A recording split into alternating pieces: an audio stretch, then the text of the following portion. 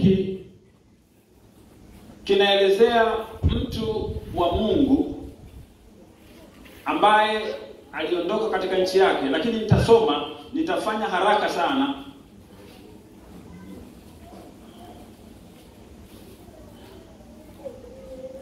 Katika kitabu cha Ruthi sura ya 1 mstari wa 1, nataka nisome habari hii ndefu kidogo, nitasoma haraka sana. Alafu nitaleta ujumbe. Ikawa zamani za waamuzi walipoamua, kulikuwa na njaa katika nchi, akaondoka mtu mmoja wa Bethlehem ya Yuda akaenda kukaa katika nchi ya Moabu, yeye na mkewe na wanawe wawili. Na jina la mtu huyo aliitwa Elimeleki, na jina la mkewe Naomi, na majina ya wanawe wawili Malon na Kilion wa Efrat wa Bethlehem ya Yuda. Wakafika nchi ya Moabu wakakaa huko. Akafa Elimeleki mumewe Naomi, na yule mwanamke akasalia na wanawe wawili. Nao wakaoa wake katika wanawake wa Moabu, na jina la mmoja aliitwa Orpa na jina la wapili Ruthu. Wakakaa huko yapata miaka 10. Wakakaa huko yapata miaka 10. Wakafa na Maloni na Kilioni wote wawili. Na huyo mwanamke akawa amefiwa na wanawe wawili na mumewe pia. Ndipo alipoondoka yeye na wakweze ili kurudi kutoka nchi ya Moabu, maana huko katika nchi ya Moabu amesikia kwamba Bwana amewajalia watu wake na kuwapa chakula. Basi akatoka pale alipokuwapo na wakweze wawili pamoja naye. Wakashika njia ili kurudi mpaka nchi ya Yuda. Kisha Naomi akawaambia wakweze wawili, nendeni sasa mkarejee kila mmoja nyumbani kwa mamaye. Bwana na watendee mema ninyi kama aliwatendea mema hao waliofariki, na mimi pia. Bwana na awajalie kuona raha kila mmoja nyumbani kwa mumewe. Kisha akawabusu, nao wakapaza sauti zao wakalia. Wakamwambia, la sivyo, lakini tutarudi pamoja nawe kwa watu wako. Naye Naomi akasema, enyi wanangu, mrejee, kwani kunifuata na mimi ninao watoto wa kiume tena tumboni mwangu, hata wawe waume zenu. Enyi wanangu, mrejee, nendeni zenu, kwa kuwa mimi ni mzee, siwezi kupata mume tena. Kama ningesema natumaini kama ningepata mume katika usiku huu na kuzaa watoto wa kiume, je, mngesubiri hata watakapokuwa watu wazima? Mngejizuia msiwe na waume? La sivyo wanangu, maana ni vigumu kwangu kuliko kwenu, kwa sababu mkono wa Bwana umetoka juu yangu. Nao wakapaza sauti zao wakalia tena, na Orpa akambusu mkewe, lakini Ruthu akambatana naye akasema, tazama, shemeji yako amerejea kwa watu wake na kwa Mungu wake. Basi urejee wewe umfuate shemeji yako. Naye Ruthu akasema, usinisihi nikuache nirejee nifuatane nawe, maana wewe uendako nitakwenda, na wewe ukaapo nitakaa. Watu wako watakuwa watu wangu, na Mungu wako watakuwa Mungu wangu. Pale utakapokufa nitakufa nami, na papo hapo nitazikwa. Bwana anitendee hivyo na kuzidi, ila kufa tu kutatutenga wewe nami. Basi alipomuona kuwa amekaza njia yake kufuatana naye, aliacha kusema naye. Baba, katika jina la Yesu na kushukuru kwa maneno haya. Naomba Roho Mtakatifu unisaidie kushirikisha watu wako, tuone kile ambacho unataka tujifunze mchana wa leo. Neema yako iwe juu yangu Bwana, ukaingie katika mioyo ya watu wako, ukimhudumia kila mmoja sawa sawa na uhitaji wake. Katika jina la Yesu Kristo, Bwana na Mwokozi wetu. Amen. Amen. Amen. Bwana sifiwe. Kama ningeweza kutoa kichwa cha ujumbe ni kwamba upendo wa kweli, imani na kujitoa. Upendo wa kweli, imani na kujitoa. Bwana sifiwe sana. Huyu Naomi ni Myahudi, kama maandiko yanavyotuambia kwamba mume wake Elimeleki walikuwa ni watu ambao wanampenda Mungu. Alikuwa ni mtu ambaye ameona neema ya Mungu katika maisha yake. Lakini ilifika wakati ambapo nchi kukawa na njaa, kukawa na shida katika ile nchi. Kama ilivyo hata leo. Watu wanaenda huko na huko kwa ajili ya kutafuta maisha. Watu tunasikia kwenye vyombo vya habari, mnaona kwenye matelevision, watu wanatoka Afrika wanaenda Ulaya kwa sababu ya hali. Watu wanatoka kwa sababu hali ya maisha inakuwa ngumu. Anajaribu, anasikia kuna habari mahali fulani. Watu wako Marekani kwa wingi, tuko wengi Marekani. Wengi wameenda kwa shule, lakini pamoja hayo ni kutafuta maisha. Kwa nini? Imesikika habari kwamba Marekani ni kuzuri. Biblia inasema ya kwamba huyu mtu wa Mungu akaondoka pamoja na mke wake, pamoja na watoto wao, vijana wawili. Na kwa sababu hiyo alisikia ile nchi kuna neema, kuna vitu wanaweza kuvipata katika ile nchi. Biblia inatuambia kwamba walipoenda mahali pale, huyu Elimeleki, huyu mtu aliyemjua Mungu, huyu alikuwa kiongozi katika familia yake, Biblia inasema akafa. Cha ajabu, Biblia inasema baada ya miaka 10 tena, wale vijana wawili ambao yamkini walikuwa wanatoa support kwa familia, walikuwa wanamsaidia mama yao, walikuwa wanaleta aenda kuwinda, wanalima, wanachangia chochote, Biblia inasema wakafa. Wakaacha wajane, wakaacha wake, ni vijana baada hawana watoto. Hebu fikiria ungevaa viatu vya huyu mama anaitwa Naomi. Fikiria huyu mama ameondoka akiwa na matumaini. Ameondoka anajua niko na Mungu, niko na mume ambaye ananisaidia, tuko pamoja. Kama maisha yalivyo, mambo ya kutokea yanatokea. Mume akafa. Alipokufa huyu mwanaume, Naomi alilia na watoto wake wakasikitika. Vijana wale wakawa wameoa na wamekuwa na wake zao, lakini hawana watoto. Alafu Biblia imeandika wazi miaka 10, ndani ya miaka 10 watoto wote wawili wakawa nao wamekufa. Hebu fikiria, wewe ni mtu wa Mungu, unayemjua Mungu, unayemwamini Mungu, unaomba, unasikia maneno ya Mungu, unajua uwezo wa Mungu, lakini unaambiwa mume wako na watoto wawili wamekufa kwa kipindi kifupi. Hebu angalia moyo wa huyu mwanamke. Amekaa katika nchi ya ugeni. Amekaa katika ukiwa wa ajabu. Amekaa kwa watu ambao tabia zao ni tofauti. Amekaa katika jamii ambayo utamaduni wao ni tofauti. Hana mtu tena wa kumwangalia. Hana mtu tena wa kumsemesha. Hana mtu tena wa karibu. Zaidi sana ni hawa wakamwana, ambao nao ni vijana, ambao wana uwezo na wao kuamua sasa huyu amekufa aondoke. Lakini Biblia inatuambia kwamba akaamua aondoke arudi nyumbani. Kwa nini? Amesikia baraka tena ziko nyumbani, mvua inanyesha tena, mazao yanaanza tena kutokea. Bwana asifiwe sana. Nataka kuambia mtu wa Mungu, inawezekana kabisa katika maisha haya. Ulitoka huko ulikotoka. Uliingia katika maisha ambayo ulijua ndiko tumaini liko. Inawezekana ulikuwa na matumaini mengi katika mambo mbalimbali. Ulienda shule, ukasoma mpaka chuo kikuu. Baada ya kufika chuo kikuu umemaliza.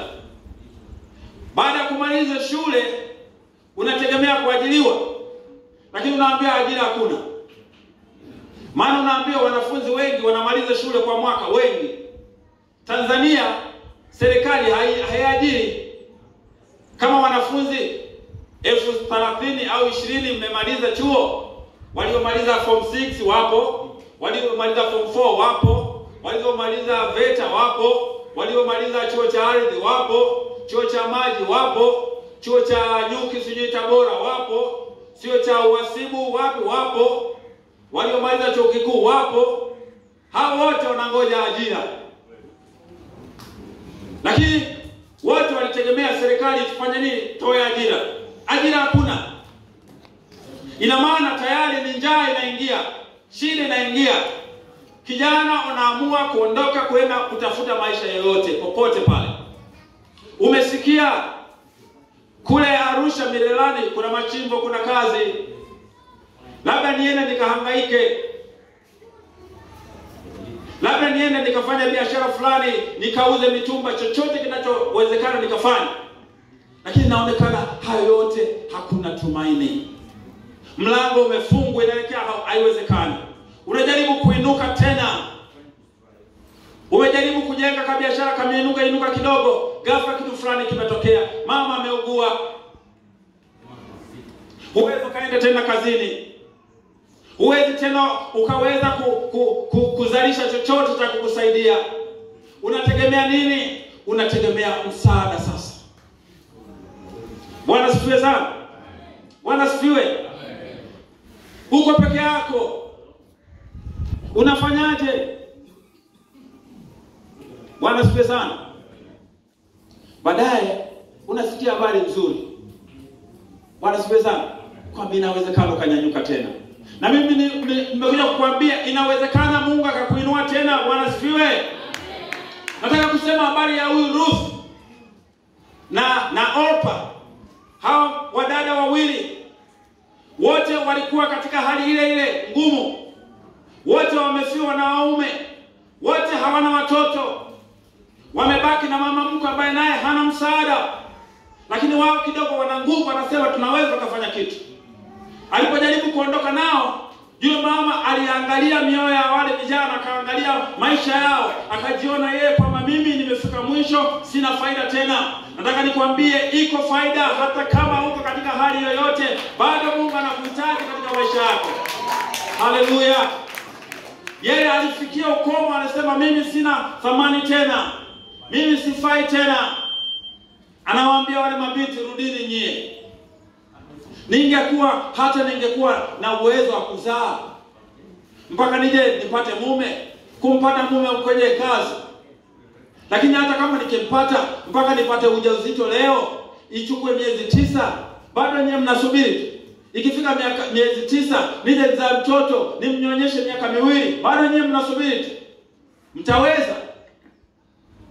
Mmoja akapiga mahesabu akaona hii kweli mimi hii ngumu hii. Hii size mimi siwezi bwana. Nakupenda mama, basi kweli mimi narudi kwetu kwa kweli. Mimi narudi, narudi kwetu. Asante mama, akambusu. Na wengi ndivyo tunafanya hata katika wokovu.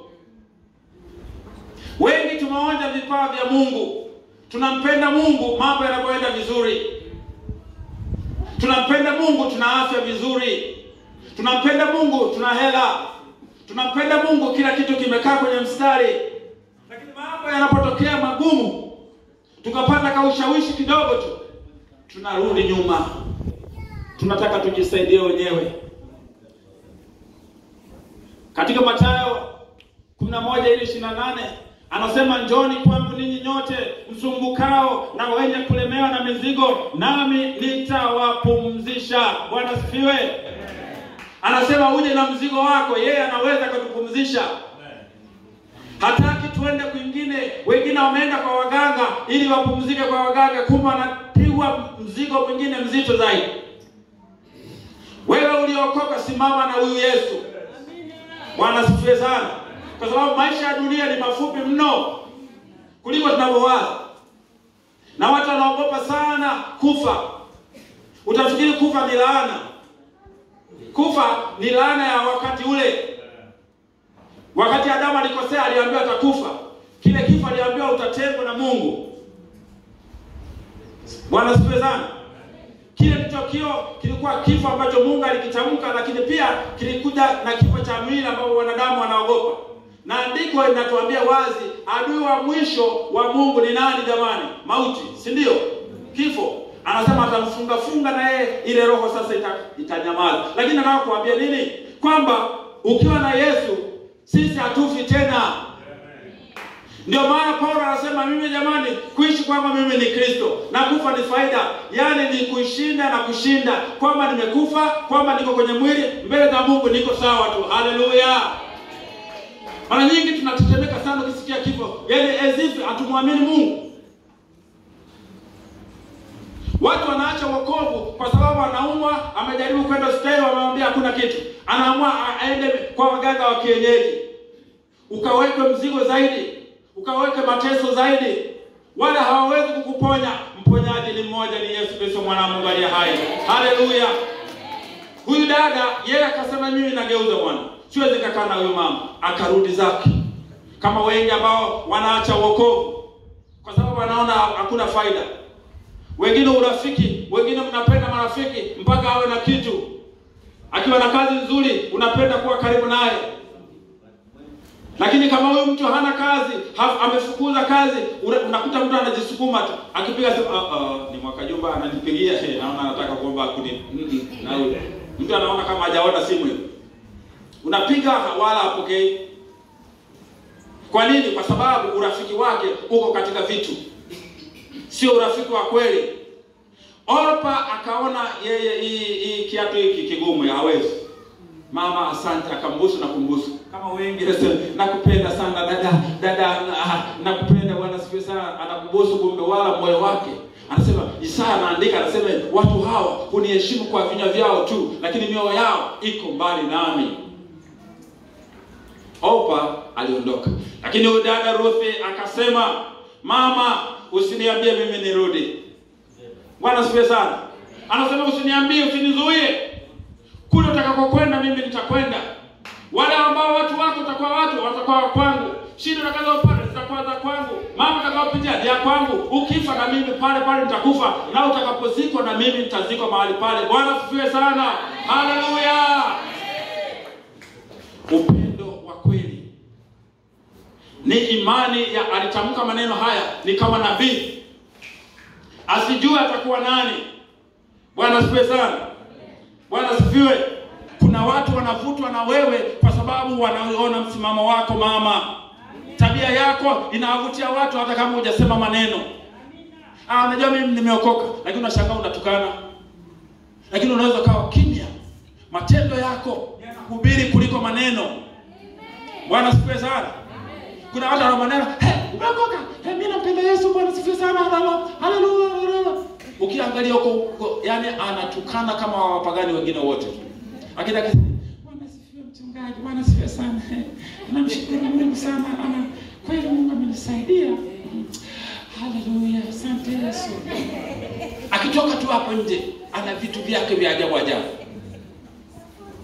Huyu Ruthi alipomwangalia Naomi alijua ni mama huyo. Ni mama wa mume wangu ambaye mume wangu hayupo. Lakini wametufundisha maneno ya Mungu hawa. Wametuelekeza huyu mama anajua ana Mungu huyu. Tumesikia habari za Israeli. Tumesikia uponyaji wa Mungu katika nchi ya Israeli. Tunasikia historia inatuambia walitoka utumwani wakahama. Mungu amewabariki wale watu. Mimi nitakuwa na pamoja nao. Nataka nione mwisho wa mambo haya. Nataka nikwambie dada, nataka kuambia kaka, shikilia huyu Yesu. Yesu ni mzuri, ni wa uhakika, hujakosea. Haleluya. Hujakosea dada. Hujakosea kuchagua njia hiyo. Nakumbuka nilikuwa kijana na mimi miaka 45 iliyopita. Nilikuwa kijana, nilimpokea Yesu nikiwa kijana, nikaona neema ya Mungu, nimemwona Mungu akinisaidia, akinipitisha mahali, amenipitisha mahali ambapo kwa akili zangu nisingeweza. Bwana asifiwe sana.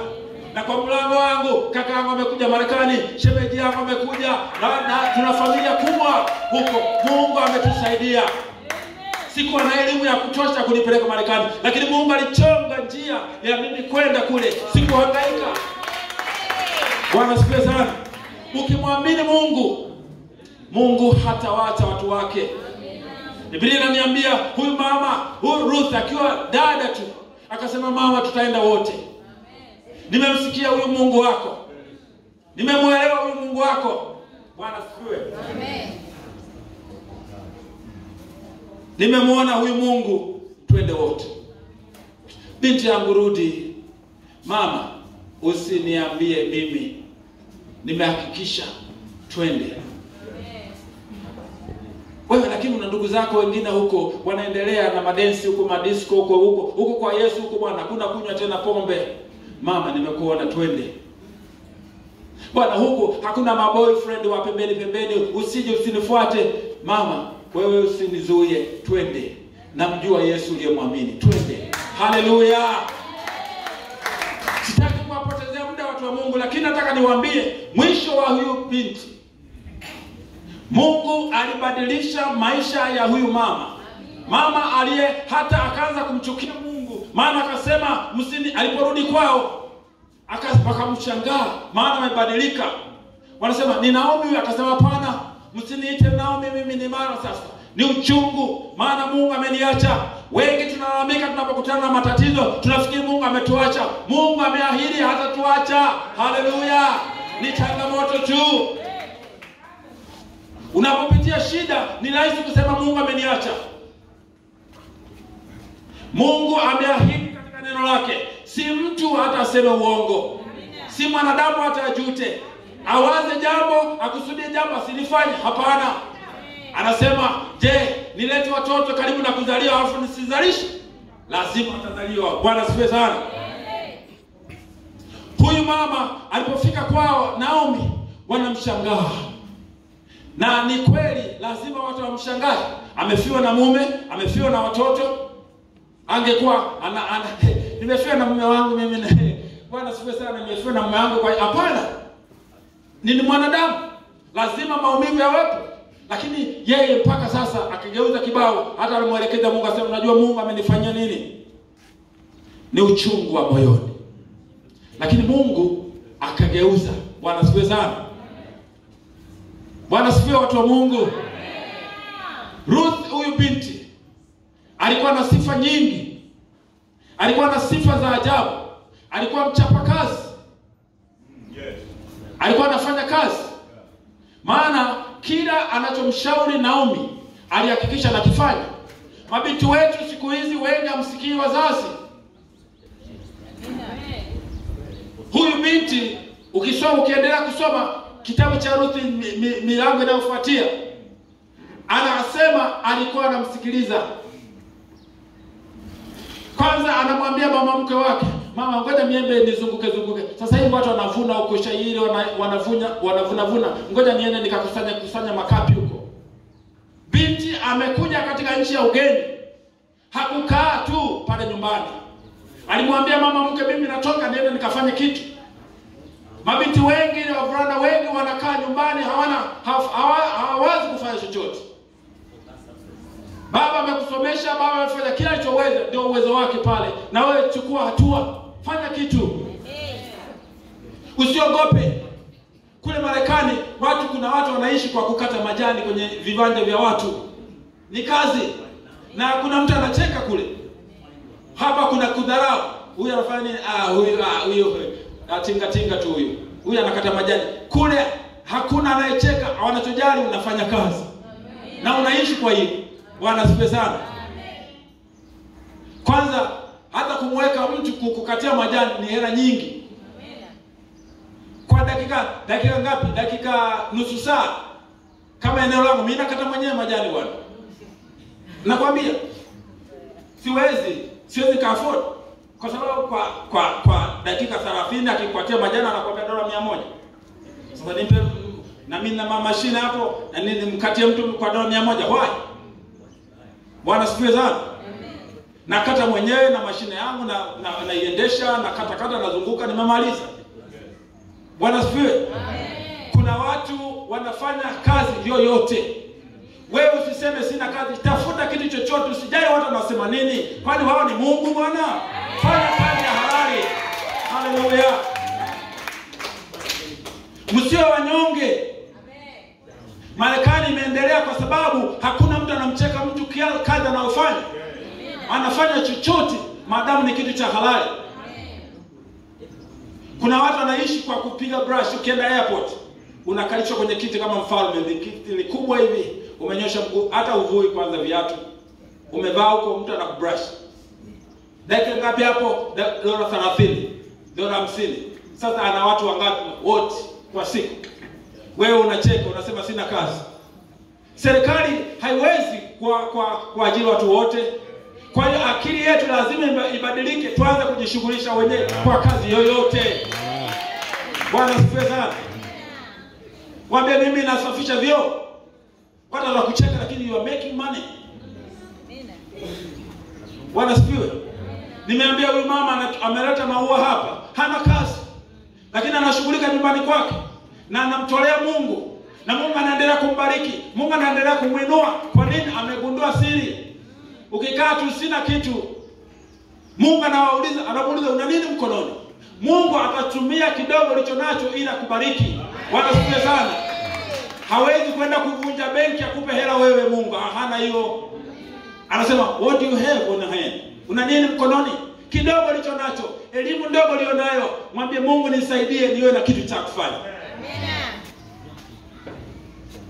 Vijana, nenda kwa mzee mwaka nyumba siku nyingine, mzee mimi nataka nikusafishie gari. Kwa hiyo tu yeye unafikiri yule mzee atakuacha wewe, mwambie wewe safi. Mara gani uhitaji ndo mwambie wewe akukute siku moja pale wewe na brush basi wewe acha tu. Alafu uone. Bwana asifiwe. We have to be creative, tuwa wabunifu. Tusingoje tu tumekaa. Dunia inakoenda, kazi inatoka wapi? Bwana asifiwe. Kazi zinaisha. Ruth akaamua kuambia mama mkwe, mimi naenda mashambani huko. Hebu fikiria, mgeni na yeye. Na Biblia inatuambia ukiendelea kusoma sura ya 2 na 3 huko, anasema akaenda kwenye shamba la mtu mmoja. Anatengeneza kule, watu wakampa na chakula. Alipokuwa alikuwa na akili, anahifadhi. Anasema mama mkwe wangu yuko nyumbani. Anaweka, anampelekea na mama mkwe wake nyumbani. Bwana asifiwe. Wengine wabairi anakula peke yake. Je, anampelekea mama mkwe? Mama anamuuliza umefanya? Nilikuwa shambani. Wapi? Mbona mkuja haraka? Na hiki mama kula na wewe. Huyu ni mwanamke mgeni, lakini anajua alichokuwa anakifanya. Alikuwa anafanya hii yote kwa imani. Bwana asifiwe sana. Alikuwa anafanya kwa imani na kwa upendo. Alafu pia alijicommit kweli, ajitoa mwanga. Na Mungu alivyo Mungu wa ajabu, akamuingiza kwenye shamba la ambalo linahusiana na ukoo. Kwa kifupi, huyu binti alipokuwa kila alichokuwa anafanya huko, anakuja kumwambia mama, mabinti, waambieni mama zenu. Narudia tena.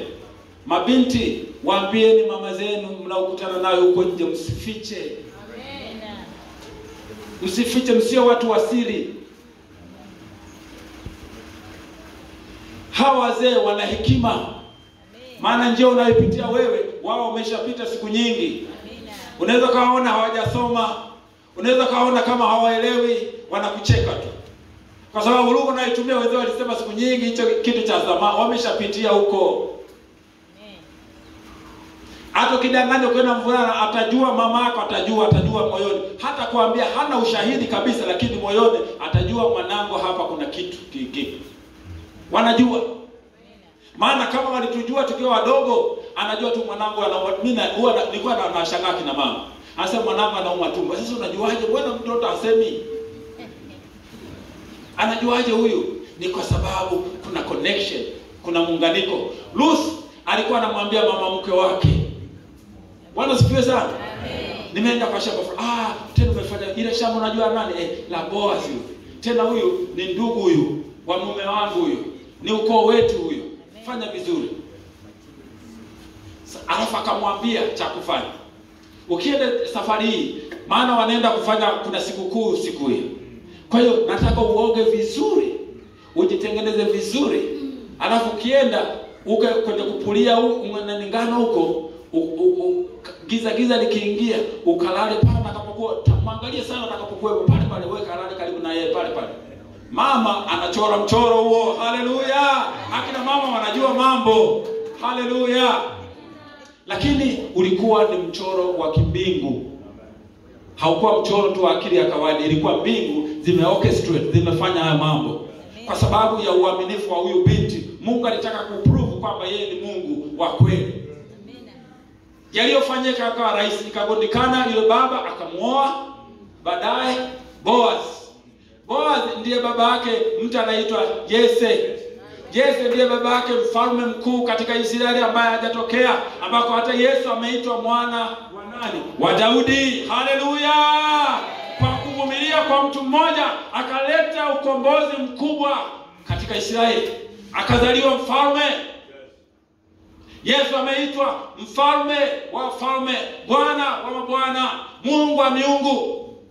lakini ameitwa mwana wa Daudi. Ukisoma Mathayo sura ya kwanza yote ile inasema juu ya uzao wa Yesu, kizazi cha Yesu. Daudi yumo mle, Boazi yuko mle. Bwana sifiwe sana. Mpaka kahaba Rahabu yumo mle. Bwana sifiwe sana. Usijihesabu kwamba si kitu. Simama na Mungu, simama uwe mwaminifu katika yale ambayo umeamini, ambayo Mungu amekufanyia. Hata kama unapitia shida, Mungu anaiona shida yako. Mungu anatengeneza mazingira mazuri zaidi kuliko haya ambayo umepitia sasa. Cha msingi ni kujua kusudi la Mungu katika maisha yako. Cha msingi ni kumpenda Mungu. Cha msingi ni kuamini neno la Mungu na kujitoa mhanga. Huyu dada Ruth alikuwa na mambo haya yote. Alimpenda huyu mama mkwe wake. Alimwamini, akasema maneno ya imani bila yeye kujua. Maana alisema watu wako watakuwa watu wangu, Mungu wako atakuwa Mungu wako. Asijue Daudi anatokea huko. Haleluya! Uvumilivu wako na kusimama kwako katika imani na kumwamini Mungu na kujitegemeza katika neno la Mungu, Mungu atafanya. Inawezekana leo una shida, inawezekana leo unapitia mambo magumu, inawezekana watu wengine wamekuacha kwa sababu ya shida ulizonazo. Usiogope, usiogope. Kwa sababu gani? Mungu ana mchoro wake ambao mwanadamu hawezi. Alafu unapopitia kwenye shida, inawezekana kama mbingu utafikiri zisikivi. Utafikiri uko peke yako dunia nzima. Utafikiri dunia nzima imegeuka. Watu wa Mungu, karibu kila mmoja hapa kuna kitu anapitia. Kila mmoja wetu hapa. Kila mmoja wetu hapa kuna issue, hasa kwa watu wazima. Kuna kitu tu. Mtoto anaumwa, pango linadaiwa hela, shule mtoto ada, hujui utatoa wapi. Lakini anasema usiogope, mimi niko pamoja naye, nitakuwa nawe kila uendako. Haleluya! Naomi akasema, kumbe sasa nimepata mtoto. Alipopata yule mtoto, yule dada Ruth akampeleka kwa mama huyu. Yeye ndio akawa mlezi wake. Yeye akaanza kumtukuza Mungu kwa sababu hakujua. Ndipo akaanza kuyakumbuka yale Ruth akisema, ulisema tutaenda wote, ulisema Mungu wako atakuwa Mungu wangu. Sasa naona katoto aka mkononi. Na kwa njia hiyo Israeli ikapata mfalme ambaye mpaka leo, mpaka mbingu zinatambua. Lakini kwa nini Mungu afanye hivyo? Kutoka kwa mtu wa mataifa. Alifanya hivyo kwa sababu aliambatana na mtu wa Mungu. Bwana sifiwe sana. Na Mungu ili aunganishe wote, Muisraeli asijivune. Kwa hiyo mtu asije kwamba nyinyi si Wayahudi hamna haki na Mungu. Tuna haki kwa sababu hata kahaba ameandikwa mle, mtu wa mataifa. Muhuni tu wa kawaida. Mbingu zilijua. Bwana sifiwe sana. Kwa hiyo tunao ujasiri kabisa kumwambia Baba, wewe ni Mungu wetu. Hata kama hatuna vitu wanaofikiria, wewe ni Baba yetu. Mungu asifiwe sana. Ambatana na watu wa Mungu. Ziko baraka kutembea na watu wa Mungu. Ziko baraka. Sasa mtakuwa na maombi ya kufunga. Unajua miongoni mwa mambo magumu, kutoa ni ishu ngumu. Kwa nini? Kwa sababu shetani anajua unapotoa zaidi, baraka za Mungu zaidi, milango inafunguliwa mingine zaidi. Cha pili, kusoma neno. Kusoma neno. Wengi tunashikiaga Biblia tu siku ya Jumapili tu. Na sasa hivi ziko simu, tunaweza tukatumia masaa 6 kwenye simu, lakini kulisoma neno hiki kitabu hiki. Mimi sipendaga hata kutumia kwenye simu, kusoma kwenye simu. Kwa sababu gani? Very addictive. Sijui Kiswahili ni nini addictive. I don't know, sijui ni nini. Yaani uraimu. Hicho Kiswahili cha kwanza ndo nasikia. Yaani uraimu, yaani wewe utasema ngoja niangalie kidogo ka story kingine kanatokea. Kile kanatokea. But hapo unataka kusoma neno hapo, ngoja nimalize na hadithi nyingine inakuja na nini, unajikuta umekaa masaa 3 hujasoma Biblia, unaangalia ile simu. Ni muhimu tuwe na simu, vitabu, Biblia hii. Hiki ni kitabu Biblia takatifu inaitwa. Ile simu inaitwa device. Gadget. Una neno la Mungu limo sawa, Biblia utasoma sawa, lakini zitapapa hapo picha za ajabu za kihuni, matangazo yatatokea. Nunueni Biblia za makaratasi hivi. Bwana sifiwe. Simu yako unaweza kutumia kusoma neno ukiwa njiani huko kwenye basi, labda unataka kujikumbusha neno la Mungu uko mahali fulani, sawa. Lakini kanisani njoo na Biblia, kitabu. Ukisoma hiki unapiga na mstari, neno fulani limekubariki. Bwana sifiwe sana. Bwana sifiwe. Nataka kuambia kumaliza kwa kusema hivi, ili tulingane na kuona baraka za Mungu, lazima tumpende Mungu. Lazima tumwamini. Lazima tujitoe kweli. Njia ya wokovu, Yesu akasema ili njia hii iko njia nyembamba. Ile njia kwa kwenda kwa Mungu ni nyembamba, imesonga. Inahitaji kuachilia vitu fulani, maana ukienda navyo utakwama. Achilia vitu fulani, achilia, ni nyembamba hii. Uweze kubeba bishop wangu, unaposafiri kwenye ndege tunaruhusiwa mabegi makubwa mawili na vingine vidogo, unaweza kama moja ukashika moja hapa na hapa.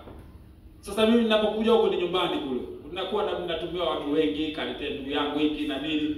Sasa yeye askofu hata begi yake ile yeye hataki kuwa nayo kabisa, anasema weka huko ndani, waeke kwenye ndege, maana ukipanda huko hata kuja kutoa. Sasa mimi ninakoka na mizigo mkononi, utashangaa na hangaika nako kuvuta njiani huko kwenye ndege. Yaani alafu maliwanja makubwa, unatembea kama maili ngapi ndani huko. Unatembea huko kwenye kiwanja cha ndege. Sasa mwenzangu yeye kabegi kaka ameweka hapo, kirahisi akakimbia haraka, mimi ili nivute huko mnani. Manangu ni nini? Tusiwe na mizigo mingi kwa Yesu jamani. Bwana siwe sana. Nenda hivyo tu. Njia imesonga. Lakini ile ya kwenda jehanamu, Biblia inasema ni pana kweli. Yaani unatembea unavyotaka wewe. Vyote vile. Ukitukana wewe sawa. Ukifanya uzinzi huko wewe sawa tu. Si ni wewe unampenda Bwana. Wewe ukielewa sawa tu. Njia lipana. Alafu linaonekana ahadi nyingi, utafanikiwa, utaenda huko, nenda kwa mganga wa kienyeji utafanikiwa.